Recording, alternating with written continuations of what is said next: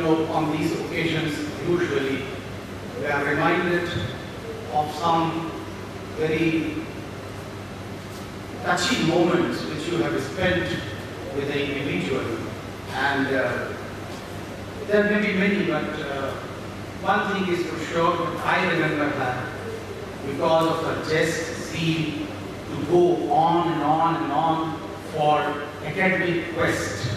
Academic quest not only for herself, but which was directly related to the lives of the people. And that's where she went me when she was preparing for her PhD work, and we exchanged. So that's where actually our social concerns were all about. That is the moment. And today, we just want to refresh our memories with Gail, who has spent of his lifetime. Gail, I remember 1972, when Kashiram was just beginning his movement. And in his one of these speeches, he remembered you saying that, there is a young girl who has come from US all the way, researching on fooling. And look, our academia, they are not bothered about that. And that was the beginning where we could understand that look what's going to come. So without taking much of the time, I welcome Gail to deliver first our Anuradha Memorial Lecture. Thank you. I'll begin by paying homage to Anuradha. This lecture is being given. Slide. Okay. Lecture on the revolutionary traditions of Indian feminism.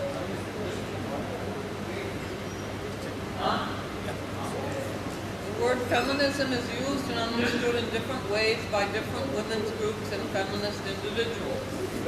Feminism could be defined as women demanding equal rights vis-a-vis men. But this conception of equal rights is a conception coming out of the emergence of concept of equality with the rise of modern capitalism, bringing changes in the form of rule and relation of the general population to the state. In this conception, all people theoretically are considered equal in the realm of political society, that is, as citizens.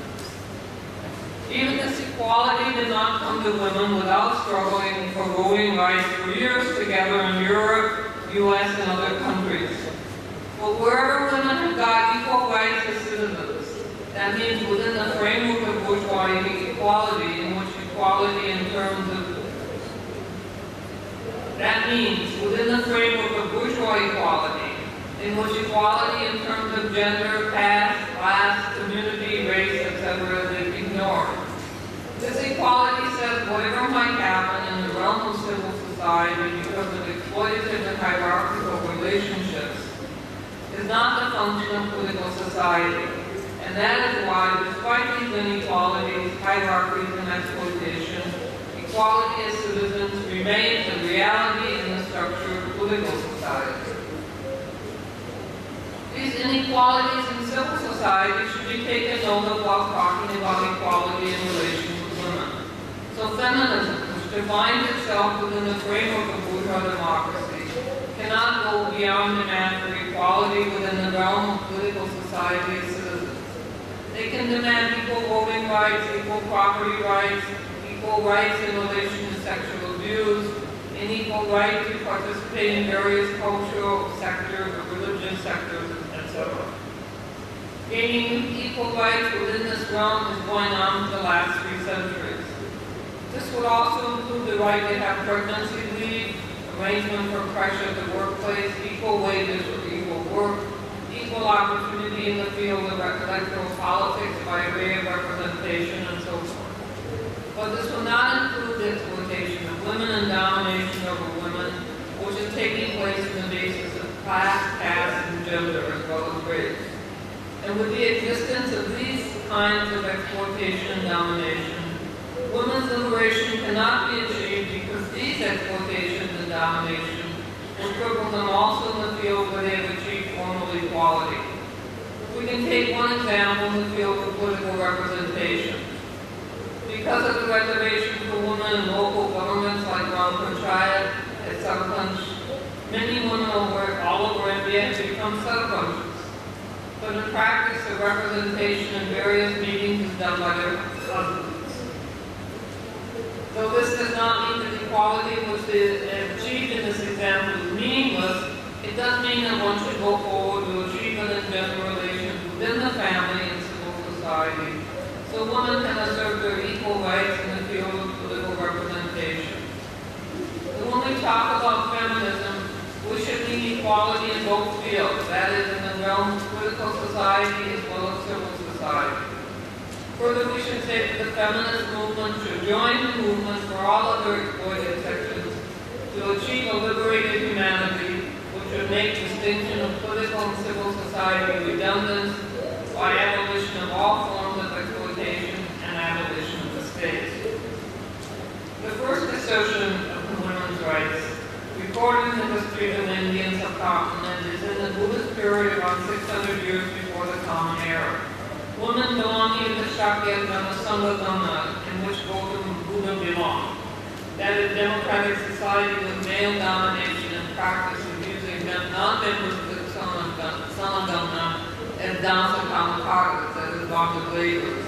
When these women asked for entry into the Buddhist Sangha as a matter of right.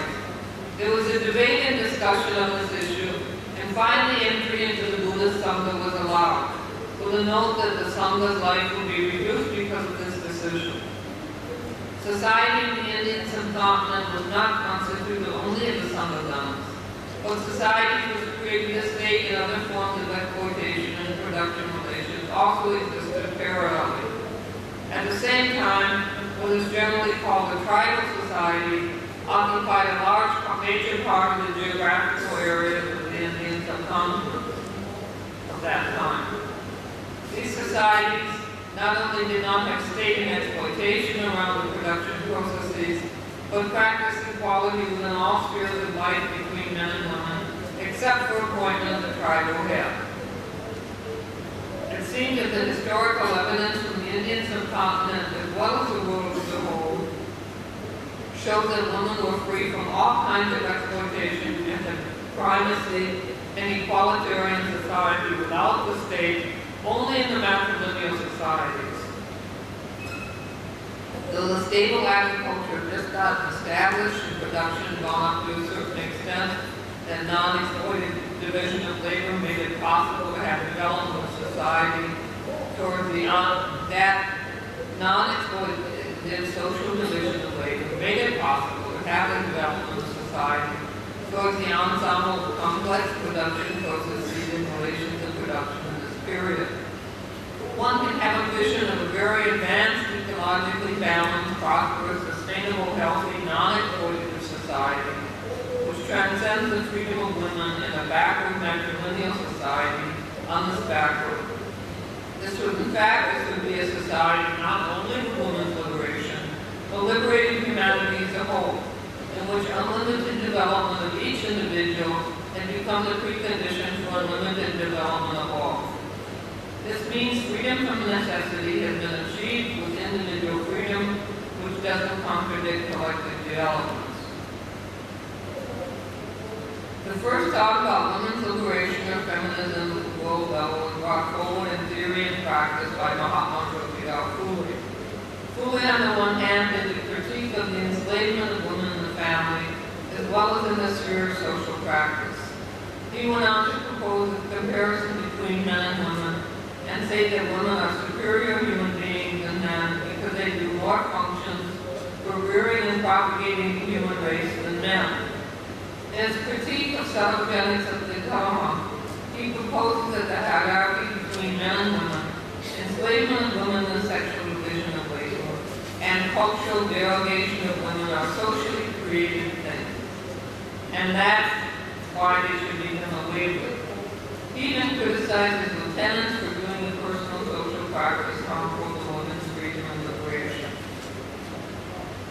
By taking inspiration from the bold thoughts of Mahatma Phule, followed by Shinmei Gosehedan as a very sharp and scathing critique of patriarchal male-dominated social practices.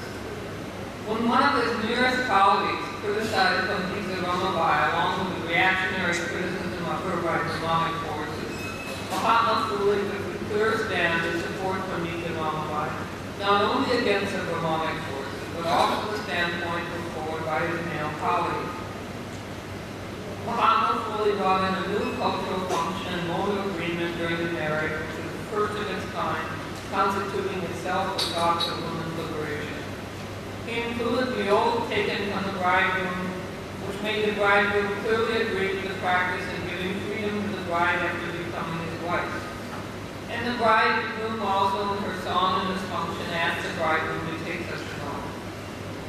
He and Savitribai established the first school in the Indian subcontinent for girls, and going against the tradition of considering women, including Brahmin women, as Shudras, and denying them the right to get education. Both of them had to face the wrath of traditional Brahmins and Brahmanic forces who even physically tortured them on the streets. When Mahatma Phule started educating his wife Savitribai, his own father, falling prey to Brahmanic forces and ideology, outcasted both of them and removed them from his family house. All of his practices of this couple inspired Gupta Salve, who came from the untouchable Mon caste, to write a very clear critique of Brahmanic religion and practice, including women's enslavement. Pandita Ramabai, who was somewhat contemporary to Mahatma Phule and Savitribai, came to Pune for establishing her independent Christian center, which went against all established Christian clergy and propagated ideas against the caste system, against hierarchy in the religious sector, and against women's enslavement. This was definitely a great revolt. So great that her courage was still necessary to establish women's rights in the religious field and propagate annihilation of caste in the religions which theoretically don't observe the caste system. One example which is not investigated or explored as yet but should be noted could be found in the history of Shivaji and Sambhaji, establishing their kingship as a co-people state which constituted itself with many characters of the modern state after the rise of capitalism. Chhatrapati Sambhaji had his own seal as king. At the same time, his wife also had parallelly had her own seal, Sri Saki Ragni Jayat, meaning victory to the companion queen. As Sambhaji was a follower of the Shakta sect, which was against the caste system and upheld women's primacy, he could dare to do this.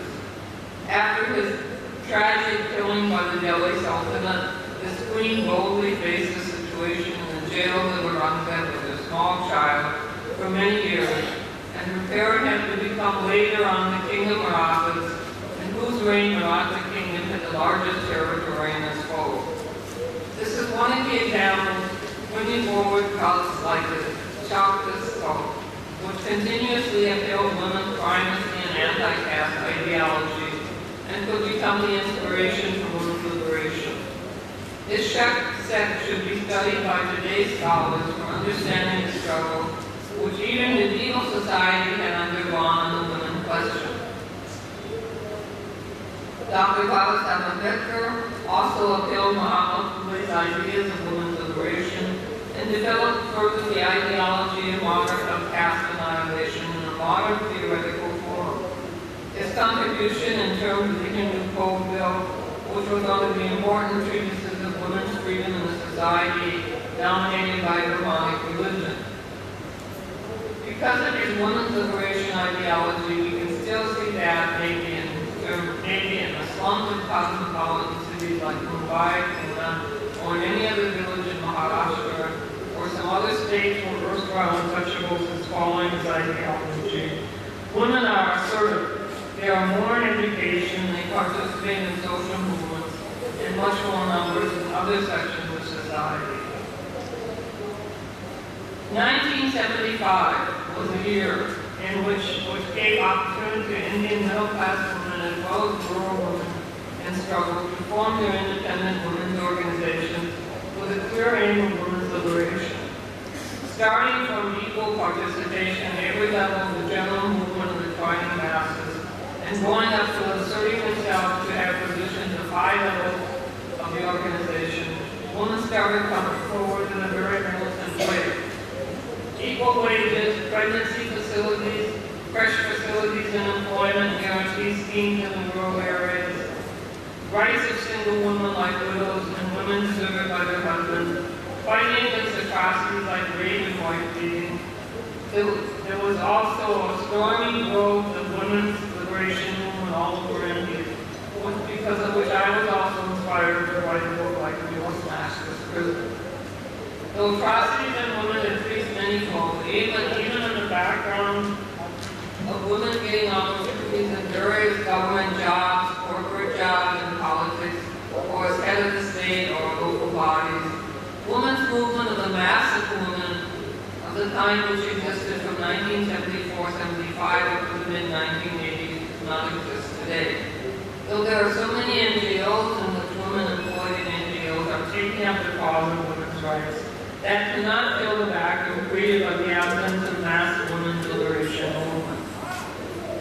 It is not only the task of women activists and thinkers, but of men activists and thinkers also to find out ways and means to inspire and try to establish this kind of women's movement.